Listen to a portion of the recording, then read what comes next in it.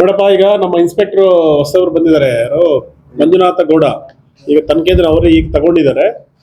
ಈಗಾಗಲೇ ಹಿಂದಿನ ತನಿಖಾಧಿಕಾರಿಗಳು ತನಿಖೆ ಮುಗಿಸಿದ್ದಾರೆ. ಅದ್ರ ಸಂಬಂಧಪಟ್ಟಿಗೆ ಇಷ್ಟೇ. ಈಗ ಅದಕ್ಕೆ ಸಂಬಂಧಪಟ್ಟಾಗ ನಾನು ಪೇಪರಲ್ಲಿ ನೋಡಿದೆ, ನಮ್ಗೆ ಯಾರು ಹೆಸರು ಬಹಿರಂಗಪಡಿಸಲಿ, ಬಹಿರಂಗಪಡೋದಕ್ಕೆ ಪ್ರೆಸ್ ಮೀಟ್ ಕೊಟ್ಟು ಹೆಸರು ಹೇಳಲ್ಲ. ನಾವು ಕೋರ್ಟಿಗೆ ಚಾರ್ಜ್ ಶೀಟ್ ಕೊಡ್ತೀವಿ. ಚಾರ್ಜ್ ಶೀಟ್ ಇನ್ಫಾರ್ಮೇಶನ್ ಬಂದಾಗ ಈ ತರ ಪ್ರೆಸ್ ಮೀಟ್ ಮಾಡ್ತೀವಿ, ತಗೊಳ್ಳಿ ಅಷ್ಟೇ. ಈಗ ತನಿಖಾ ಹಂತದಲ್ಲಿರುವಾಗ ನಾವು ಯಾರ ಹೆಸರನ್ನು ಡಿಸ್ಕ್ಲೋಸ್ ಮಾಡೋದಿಲ್ಲ. ಬಟ್ ಒಂದು ಮಾತ್ರ ನಿಜ, ಇದು ಏನೋ ಡಿಸಾನೆಸ್ಟ್ ಮನಿ ಏನಿದೆ, ಒಂದು ಪೈಪ್ಲೈನ್ ಇತ್ತು. ಆ ಪೈಪ್ಲೈನ್ ನ ಯಾರ್ದು ಅನುಮತಿ ಇಲ್ಲ ತೆಗೆದ್ರು. ಪೈಪ್ಗಳನ್ನ ಹರಾಜು ಮಾಡಬೇಕಾದ್ರೆ ಒಂದು ಸರ್ಕಾರದ ಏನು ನಗರಸಭೆಯಲ್ಲಿ ಅದೊಂದು ಟರವ್ ಆಗ್ಬೇಕಾಗಿತ್ತು, ಅದನ್ನ ಟೆಂಡರ್ ಆಗ್ಬೇಕಾಗಿತ್ತು, ಬೇರೆಯವ್ರಿಗೆ ಕೊಡ್ಬೇಕಾಗಿತ್ತು. ಇದ್ಯಾವ ಪತ್ರಿಕೆ ಆಗ್ದಿರಾ ಒಬ್ಬ ಕಾಂಟ್ರಾಕ್ಟರ್ ತಗೊಂಡೋಗಿದ್ದಾನೆ. ಅವಾಗ ಇವನು ಯಾರ ಆದೇಶ ಮೇಲೆ ತಗೊಂಡೋದ, ಎಲ್ಲಿ ಮಾರ್ದ ಅನ್ನೋದನ್ನ ಆಲ್ರೆಡಿ ನಾವೆಲ್ಲ ಪತ್ತೆ ಮಾಡಿದೀವಿ.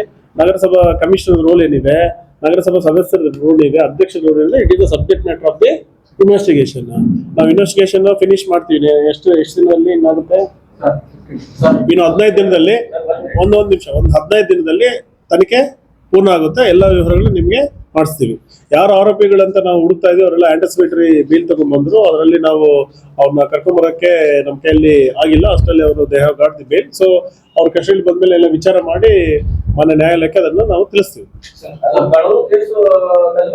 ಕಳುವೆ ಆಗಿದೆ. ಅದು ಆಕ್ಚುಲಿ ಸರ್ಕಾರಿ ಅಧಿಕಾರಿಗಳ ಕುಮ್ಮಕ್ಕಿನಲ್ಲಿ ಆಗಿದೆ.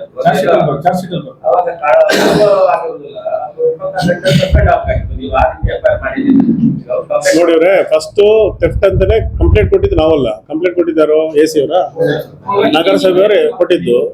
ನಾವು ಪ್ರೈಮ್ ಆಫೀಸ್ ತಗೊಂಡಿದೀವಿ. ನಮ್ಮ ತನಿಖೆ ಫೈನಲೈಸ್ ಆಗೋದ್ರಲ್ಲಿ ಇದು ಕಲ್ವಾ ಅಥವಾ ಡಿಸಾಸ್ಟರ್ ಆಗಿದೆ ಅನ್ನೋದು ಚಾರ್ಜ್ ಶೀಟ್ ಆಗಿ